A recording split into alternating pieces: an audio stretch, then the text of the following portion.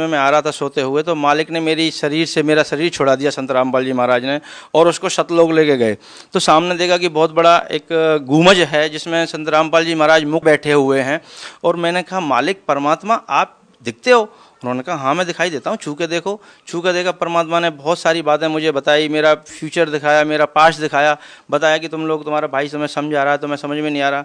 मैंने कहा, परमात्मा संत रामपाल जी महाराज पहले तो आप रुकिए, मैं आपको ये देख लूँ कि मैं अपने भाई को बता दूँ कि वो 10 साल से जिस चीज़ को बताता चला आ रहा है, हम उसको जानते हैं, उस परमात्मा को जानते हैं, और आप दिखाई देते हो। तो उन्होंने कहा, ठीक है, बता के बेटा तू अब यहाँ से निकल और वरमाला आइयो। मैंने कहा, जी वरमाला कहाँ पे? तो परमात्मा ने, संत रामपाल जी महाराज ने मुझे सतलोक से ही वरमाला का आश्रम दिखाया, कहाँ पे है, कैसे है। मैं रोने लगा कि मालिक अब तो यहीं रख लो, अब यहाँ से जाने का तो दिल ही नहीं कर रहा है, यहाँ तो बड़ा अच्छा लग रहा है। उन्होंने कहा, बेटा जाना तो पड़ेगा, अभी तुम्हारे काम बाकी हैं। तो फिर मैंने कहा, गुरुदेव अगर आप तो सब कुछ कर सकते हैं, आप तो परमात्मा हो संत रामपाल जी महाराज, तो मेरी मोम को क्यों नहीं बचाया? तो उन्होंने बताया कि बेटा तेरी मोम ने ना नामखंड कर दिया था, उसको विश्वास नहीं हुआ, ज्ञान नहीं हुआ, पर तू नीचे जाके ऐसा नहीं करना है, तुझे मैं यहाँ से पक्का करके भेज रहा हूँ, अपने भाई की हेल्प करनी है, और इस समाज को, ये एजुकेटेड जो समाज है, इसको समझाना है, और अपना पूरा जीवन इसलिए लगाना है। तू तो मर चुका था, देख तू शराब पी के यहाँ गिरा था रेलवे स्टेशन पे, मुझे याद आया, हाँ हाँ गिरा था। उन्होंने कि यहीं मरना था तुझे, लेकिन मैंने तुझे वापस बुलाया है, और तेरे को ये जीवन जो मैं दे रहा हूँ आगे, ये भक्ति के लिए दे रहा हूँ, अब इससे भक्ति ही करनी है, कुछ और नहीं करना। मैंने कहा, ठीक है जी, लेकिन मैं तो कब आ जाऊँगा जल्दी? वन कहा, बेटा मैं नीचे तुम्हारे साथ ही रहता हूँ, मैं पृथ्वी पे बैठा हूँ, तू जाएगा, मुझे मिलेगा, तो मुझे देखेगा कि तुझे कोई दिक्कत ही नहीं आएगी। मैंने कहा, ठीक है जी, अब तो परमात्मा मुझे फिर जाने दो। परमात्मा ने मुझे वापस लाया।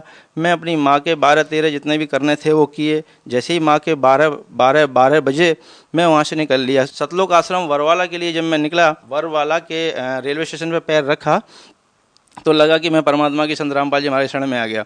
जैसे ही मैं लाइन लगा के गुरुजी के पास पहुंचा तो मेरे से नाम दीक्षा देने से पहले भगत जी ने कहा कि भगत जी ये कुछ नियम हैं, इनको पढ़ लो। मैंने कहा, भगत जी कैसी बातें कर रहे हो आप?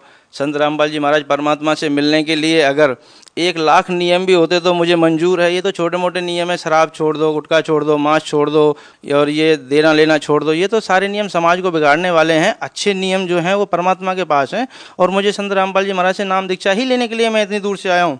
तो उन्होंने कहा, भगत जी अच्छी बात है, तो आप नाम दीक्षा लीजिए। जैसे ही मैंने नाम दीक्षा लिया, थोड़ी देर भंडारा किया, परमात्मा से मिला, तो परमात्मा वही परमात्मा जो सतलोक में बैठ के मुझे समझा रहा है, वो परमात्मा वहाँ ज़मीन पे घूम रहा है। संत रामपाल जी महाराज परमात्मा ज़मीन पे घूम रहे हैं।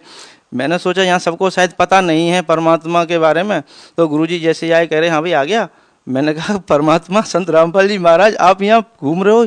यहाँ तो मैं गुरुजी के पास गया, कान के पास, तो मैंने कहा यहाँ तो किसी को पता ही नहीं है आप परमात्मा हो।